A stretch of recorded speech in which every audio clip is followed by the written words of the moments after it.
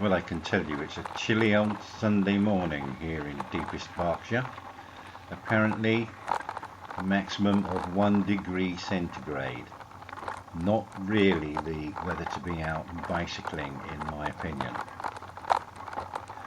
So you can probably tell from this video that I haven't been on a bicycle for a number of years. And that's why I'm wobbling about so much. So sorry for the shaky video. However, there's some things that I wanted to try out, so this is the perfect way to do it. The bicycle was left in my previous house some years ago by my friend's son. It was his ex-boss's, and it had a buckled wheel and a flat tyre, which I got sorted out at Halford's.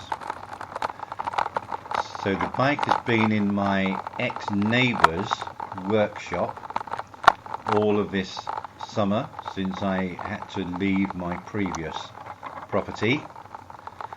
But I left the bike there because his son and his girlfriend used to take the opportunity to go out cycling using the bike that I'd left behind. So I thought I'd be a generous soul and allow them their romantic moments out on bikes together.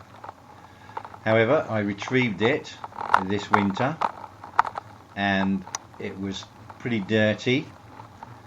Chain was bone dry, so I spent a little while cleaning, lubricating, adjusting, and this is my opportunity for getting out to see how it's working now. My second reason for being out on the bike is that I've just acquired a small action camera, not a GoPro, a cheap alternative, but having seen people doing vlogging, motorcyclists doing vlogging, I decided that would be quite an interesting thing to see how I could do the same sort of thing. So this is my opportunity to test the action camera that I bought. It's a Dragon Touch Lite 4. I think I've got that name right. And it's just interesting to see how this will perform as a cheap camera, just to have a bit of fun with and take some movies either on the bicycle or on the motorbike. So we'll see how it performs. So the camera comes with quite a large bulky waterproof case, and that's how you can mount it onto the mounts, but it doesn't come with its own frame that you can just mount the camera itself onto the mounts without that waterproof case. So that's a bit clunky and horrible. So what I had to do was 3D print a frame that I designed based on some frames that you can download from the internet for free for a GoPro cam. So I basically just copied the design, but it's fairly simple.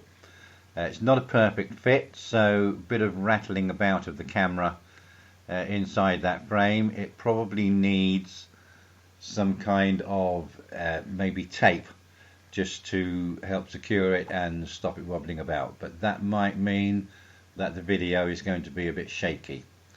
But it's a good test to see how the action camera works just as a first attempt. So this is it. I'm riding to Hazebrouck Meadows, which is a small country park just around the corner from where I live. It's got some nice little circuits around the park on gravel tracks and some mud tracks, and apparently there's a greenway link to California Country Park also, which should give some additional riding opportunities. So quite a nice little place to ride around, leisurely, small, only one hill that I can't quite get up at the moment, but I'll get to that next summer when I'm a little bit fitter. So good place to get some leisurely exercise. That's what I'm going to try and do when the spring comes.